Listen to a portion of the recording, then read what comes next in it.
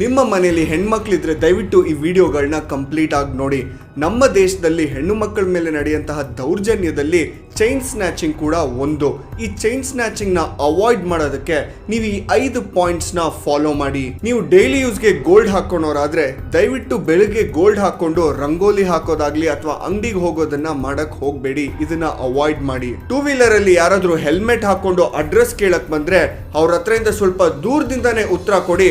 ಅವ್ರೇನಾದ್ರೂ ಹತ್ರ ಬಂದ್ರೆ ಕಿರ್ಚಕ್ ಶುರು ಮಾಡಿ ಅಥವಾ ಅವ್ರ ಹತ್ರ ಇಂದ ದೂರ ಓಡೋಗೋದಕ್ಕೆ ಪ್ರಯತ್ನ ಪಡಿ. ನಿಮ್ಮ ಸುತ್ತಲೂ ಏನ್ ನಡೀತಿದೆ ಅನ್ನೋದನ್ನ ಅಬ್ಸರ್ವ್ ಮಾಡಿ.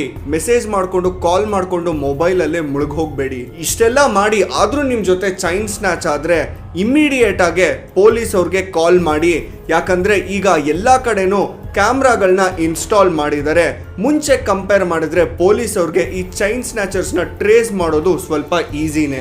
5ನೇದು, ಆದಷ್ಟು ಈ ವಿಡಿಯೋನ ಶೇರ್ ಮಾಡಿ ಅವೇರ್ನೆಸ್ ಕ್ರಿಯೇಟ್ ಮಾಡಿ.